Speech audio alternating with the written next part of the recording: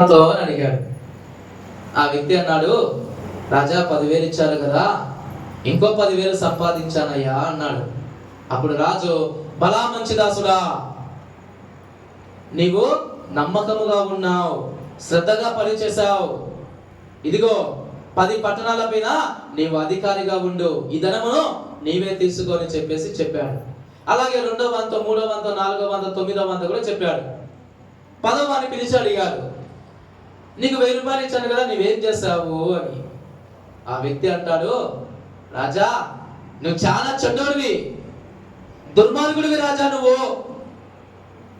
నాకు ఇంత తక్కువ ఇస్తావా? నీవు ఇచ్చినటువంటి ఆ తక్కువలో నేను ఏం పని చేయాలా?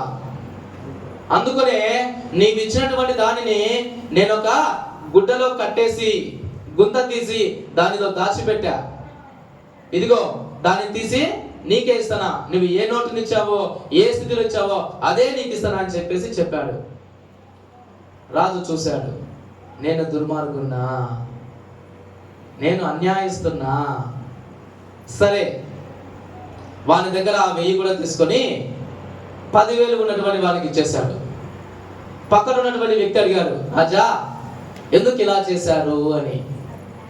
అప్పుడు రాజు అంటాడు, ఈ 10,000 ఉన్నటువంటి వ్యక్తి శ్రద్ధగా పనిచేశాడు, సమయాన్ని సద్వినియోగపరుచుకున్నాడు, కష్టపడ్డాడు, అభివృద్ధిని చూపించాడయ్యా, ఎంత మంచివాడు ఇతను.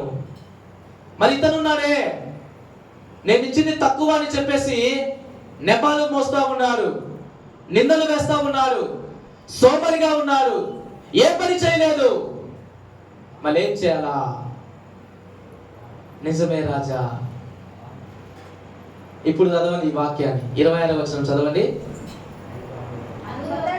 అందుకతడు కలిగిన ప్రతివానికి ఇవ్వబడును, లేని వాని యొద్ద నుండి వానికి కలిగినది. ఇప్పుడు చెప్పండి, మొదటి ఆన్సర్ చెప్పారు. ఆ వాక్యాన్ని మనం ఈ విధంగా అర్థం చేసుకోవాలి. అంటే చదివినటువంటి వాక్యములో మనకేమో అర్థం కానట్లు దేవుడు అన్యాయస్తుడని కనిపిస్తా ఉంది, కానీ ఆ వాక్యాన్ని లోతుగా విశ్లేషిస్తే ఓహో దీని అర్థం ఇదా.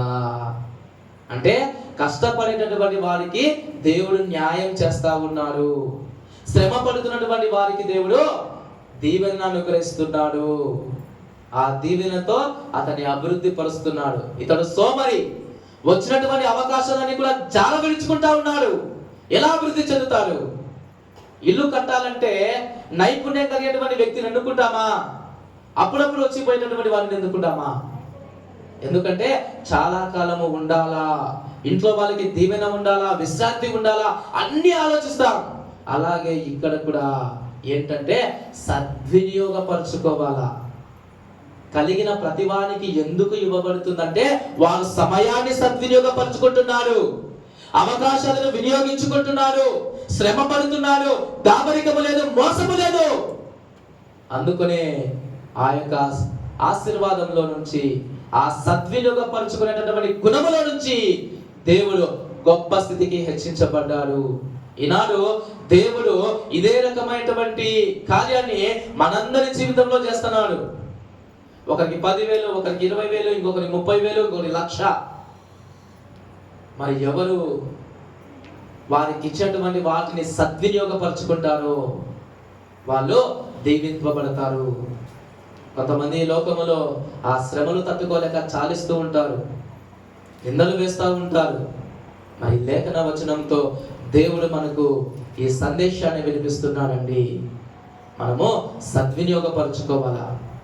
చిన్న పనిని అప్పగించినా, పెద్ద పనిని అప్పగించినా, ఏ పనిని అప్పగించినా నీవు లోపము లేకుండా కష్టపడటం నేర్చుకోవాలా.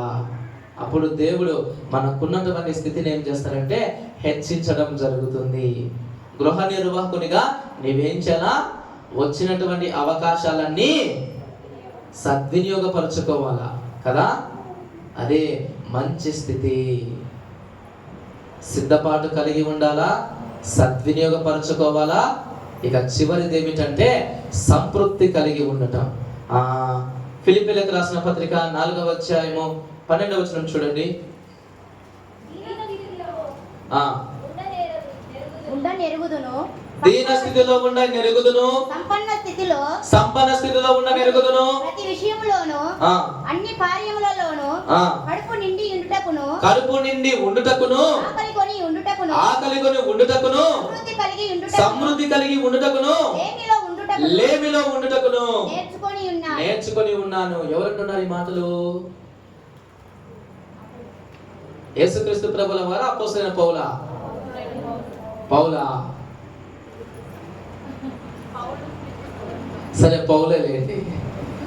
మాసిదోనియా ప్రాంతంలో ఆయన మొదటగా స్థాపించినటువంటి సంఘం ఏంటంటే ఫిలిప్పీలకు రాసిన ఫిలిప్పీ సంఘం. ఆయన అక్కడ గొప్పగా పరిచర్య చేశాడు. అక్కడ ఉన్నటువంటి సంఘస్థులు, విశ్వాసులు ఏం చేశారంటే, పౌలు గారు దేవుని యొక్క సువార్త గొప్పగా చేస్తున్నాడు, ఆయనకి ఎన్నో అవసరతలు ఉంటాయి. ఆయన వెళుతూ ఉన్నప్పుడు ఆయన సంఘమంతా కలిసి శ్రేష్టమైనటువంటి కానుకలు ఇచ్చారు. ఆయన బాగోగుల గురించి ఆలోచిస్తూ ఉన్నారు. ఒక సంఘము సేవకుల ఎడల చూపిస్తున్నటువంటి దాతృత్వమే ఈ లేఖనములో ఉన్నటువంటి విషయము. వారు చేస్తున్నటువంటి ఆ సహాయం వలనే ఆయన అనేక ప్రాంతాలను తిరిగాడు, గొప్పగా సువార్త చేశాడు. అయితే ఆయన అంటున్నాడు, బిడ్డలారా, నేను సంపదను కలిగి ఉన్నాను, లేమిగా ఉన్నాను, అనారోగ్యంలో ఉన్నాను, ఆరోగ్యాన్ని కలిగి ఉన్నాను, చెరసాలలో ఉన్నాను, బయట స్వేచ్ఛగా తిరిగాను, అన్ని స్థితులను అనుభవించాను. అయితే నేను ఎక్కడ ఉన్నా కానీ దేవుని కృపతో సంతృప్తిగా జీవించాను. మరి మీరు కూడా అటువంటి సంతృప్తిని దించుకోండి. అందుకే వారితో ఒక దీవెనకరమైనటువంటి మాటను సెలవిచ్చారు. 19వ వచనం చూడండి. కాగా దేవుడు తన ఐశ్వర్యము చొప్పున క్రీస్తు యేసునందు మహిమలో మీ ప్రతి అవసరము తీర్చబడును. మీ ప్రతి అవసరము తీర్చును అంటే ఆ సేవకుని ఎలా కనపరుస్తున్నటువంటి ఆ దాతృత్వాన్ని చూసి మీరు ఇలా సహకరిస్తున్నారు కదా, దేవుడు మీకు కూడా మీకు ఏదైతే కొదువగా ఉన్నదో ఆ కొదువ తీర్చబడును అని చెప్పేసి సెలవిచ్చాడు. ఒక సంతృప్తికరమైనటువంటి దీవెనను వారికి అనుగ్రహించాడు. ఇలాగా మనము సహాయ భావాన్ని కలిగి ఉంటే దేవుడు మనకేం చేస్తాడు? సంతృప్తికరమైనటువంటి జీవితాన్ని అనుగ్రహిస్తాడు. ఈ లోకంలో చాలా మంది ఏం చేస్తారంటే గొప్పగా పరిచయాన్ని విపరీతంగా కష్టపడతారు. ఎలాగంటే ఇశ్రాయేలు ప్రజలు నిర్గమకాండం 16వ అధ్యాయము 17-18 వచనాలలో చూస్తే వారికి దేవుడు ఆకాశం నుంచి మన్నాను కురిపిస్తారు. కొంతమంది ఇశ్రాయేలు ప్రజలు ఏం చేస్తారంటే రేపు దొరకదనేమో చెప్పేసి ఎక్కువగా కూర్చుకుంటారు. ఇంకొకరు పనుల వల్ల తక్కువగా కూర్చుకుంటారు. ఇంటికి వెళ్ళేసి కొలత పెట్టి చూస్తే ఎక్కువగా కూర్చున్న వారికి ఎక్కువ కాలేదు, తక్కువగా కూర్చుకున్న వారికి తక్కువ కాలేదు. అంటే దేవుడు వారికి ఏదైతే అవసరమో అది అనుగ్రహించడం జరిగింది. మరి మనము కూడా ఏం చేయాలంటే మన జీవితాలకు అవసరమైన వాటిని మనం పొందుకోవాలి. ఇక్కడ దేవుడు ఆ ఫిలిప్పీ సంఘం కలిగినటువంటి దాతృత్వాన్ని కలిగి ఉండమంటున్నాడు. మరి పౌలు గారు ఏం చేస్తున్నారంటే ఉన్నదాంతులో సంతృప్తిగా ఉండమని తెలియచేస్తున్నాడు. మరి ఎప్పుడైతే మనం ఉంటామో మనకి ఏదైతే కొదువగా ఉంటుందో ఆ కొదువ అనేటువంటిది తీర్చబడుతుంది. ప్రియమైనటువంటి దేవుని బిడ్డలారా, ఈనాడు ఈ లోకములో మనము దేవుని యొక్క బిడ్డలుగా మంచి గృహ నిర్వాహకములుగా ఉండాలి. మనకు అప్పగించినటువంటి పనుల మీద శ్రద్ధను ఉంచాలి. మరి వాటిలో నుంచి తప్పిపోకూడదనే ఈ శ్రేష్టమైనటువంటి సందేశాన్ని మనకు అనుగ్రహిస్తున్నాడండి. దేవుని యొక్క సన్నిధానానికి వస్తున్నప్పుడు నీవు సిద్ధపాటు మనసుతో రండి. నీవు సమర్పించినటువంటి ఆ కానుక దేవుని ఆశీర్వాదాలు పొందుకునేటట్లు చేస్తుంది. దేవుడు మన పైన అపారమైనటువంటి ప్రేమను చూపిస్తున్నాడు. అందుకే నీకు అవకాశాలు ఇస్తున్నాడు. నీవు ఎప్పుడైతే దేవుడు ఇస్తున్నటువంటి ఆ అవకాశాలను సద్వినియోగపరచుకుంటావో, కష్టపడతావో, మోసం చేయవో, మంచిగా ఉంటావో, అప్పుడు ఏమవుతుందంటే నీ స్థితి అనేటువంటిది హెచ్చింపబడుతుంది. సద్వినియోగపరచుకోవాలా. ఇక చివరిది సంతృప్తి కలిగి లోకములో ఉండాలా. మనకున్నది వంటి వారితో తృప్తిగా కలిగి ఉండటం నేర్చుకోవాలా. అప్పుడు మంచి గృహ నిర్వాహకములుగా ఈ లోకములో వర్ధిల్లుతాం. అటువంటి ఆశీర్వాదం కృప దేవుడు మనందరికి అనుగ్రహించునుగాక. ఆమేన్. ప్రార్థించుదాము. దయ కలిగినటువంటి దేవా, మీకే వందనాలు స్తుతులు నాయనా. విన్న ఈ వాక్యం